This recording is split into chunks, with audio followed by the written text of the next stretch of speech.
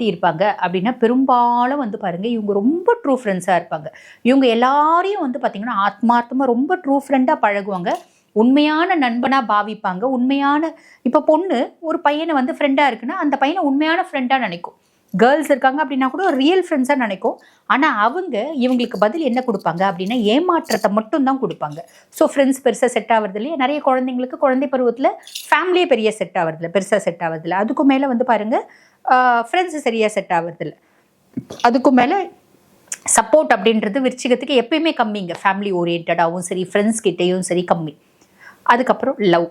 ஒரு பருவ வயது வருது, லவ் பண்ணுறாங்க அப்படின்னும் போது இந்த ரொம்ப ஆத்மார்த்தமாக லவ் பண்ணுவாங்க. எனக்கு நீ அம்மா மாதிரி அப்படின்னு சொல்லிட்டு ஒரு பசங்க பொண்ணுங்களை சொல்கிறாங்க பார்த்தீங்களா, அந்த மாதிரி. இப்போ பொண்ணுங்க ஒரு பையனை லவ் பண்ணுறாங்கன்னா, எங்கள் அப்பா மாதிரியே ஒரு பையன் வேணும் அப்படின்னு ஆசைப்படுற பொண்ணுங்களாக இருப்பாங்க பார்த்தீங்களா, அந்த அளவுக்கு ரொம்ப டீப்பாக இன்டெப்த் லவ் பண்ணுவாங்க.